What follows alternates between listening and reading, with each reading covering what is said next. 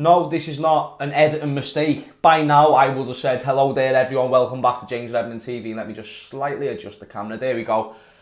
But I don't really know what to say. As you know by the title, Mohamed Salah has contracted coronavirus, COVID-19. Now, as we know, COVID-19, it's not really something that's going to take out a player for weeks and weeks and weeks. We know that footballers are usually quite good at fighting off COVID-19 and it doesn't really do much to their immune system. They might feel slightly under the weather, but it's not too bad in general. But Leicester City is our next game, and you kind of know that Mo Salah's going to need to be in that game. I mean, you're not worse without Mo Salah. And there was even an article that I saw before I found out this news, that Mo Salah and Firmino are the only two players out of our squad to have not been injured or have missed a game this season. And it's like, when you put it in that perspective, it's just, wow. Like, I knew we had a lot of injuries, but that's our whole squad. And we know that he'll get back on his feet, so it's not as bad. It's certainly not as bad as the Trent Alexander-Arnold news. It's certainly not as bad as the Gomez. Definitely not a Van Dijk type of level. He will be back probably, if not Leicester, then just after. Obviously, depending on how he feels and stuff. But I'm sure, you know, like I said before, usually footballers are all right with it. It's just, as I say, with all these injuries, it's not ideal. Leicester City are a very tough team. And to beat Leicester City, you usually, or sometimes, need to outscore them. And with the fact that they've got threats like Jamie Vardy and stuff, you can see them probably getting a few goals against Liverpool, especially with the fact you don't know how we're going to set up at the back. So Salah's huge for that game, and if he misses it, then we don't know if that's another 2 points dropped or if that's another 3 points dropped, possibly, because we know when we've missed some of our key players this season, we can drop points in games. Now, I'm not saying what I think or will not happen in that game. I'm not saying we're going to lose because we don't have Mo Salah, of course I'm not. All I'm trying to offer to you is he's a help. And then if he goes on to miss the Atalanta game just after that, that's a big miss. And then same with the following game, the next weekend.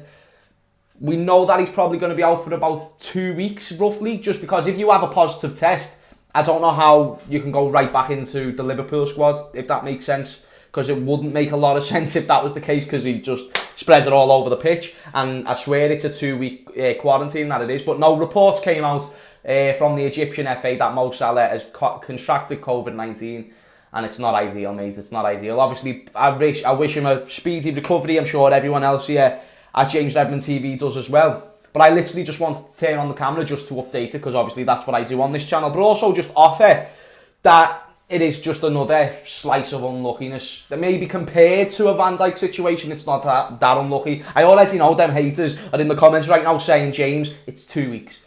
It's a little cold, chill. But it's not though, is it? Because with the guidelines set in place as well, he has got to miss 2 weeks worth of football. Yes, we've still got just over a week left until we return from the international break, but that doesn't mean he's when you think about it, we've got 3 games a week. He's probably going to miss about 3 or 4 games. You can't miss, or it's not ideal if you miss Mo Salah for 3 or 4 games. Do you remember when the African Cup of Nations would take place in January, and Liverpool fans, and to be fair, we were a slightly worse team then, so these players meant more, but Liverpool fans would be upset that it was at that time, because we'd miss out on a Mane, we'd miss out on a Salah in the January time, and it was actually the first season that we signed Salah that got changed. But before that, sometimes we'd have to miss Mane when it got to the January in the African Cup of Nations. So I just think that it's never like, Mini Mo, I'm going to miss you, lad, I'm going to fucking miss him. There he is, Mini Mo, and I've got Mini Mane, who was my other little comparison there.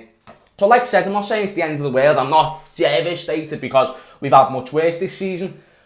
But the point I'm trying to bring to you is it's not ideal, as I've said multiple times through this video. Let me know what you think. Do you think that we can still give Leicester a good game if Salah isn't there? Who would you put in for Salah against Leicester? Obviously, when it gets close to the game, I'm going to do my predictions. We still also need to hear more updates and stuff about what's going on. All I know as of right now, off Sky Sports, that Mo Salah has been confirmed by the Egyptian FA that he's contracted COVID-19. That's it. We don't even know like the logistics behind it. I'm just giving my basic common sense and saying we are probably going to miss him for 2 to 3 weeks based on the rules set in place. But let me know in the comments down below what you think. Thank you for watching this video. Leave a like, leave a subscribe. Let me know if you're still liking the little news update videos when something happens. And I'll keep bringing them your way. But yeah, nice one for watching, and I'll see you in a bit. See you there.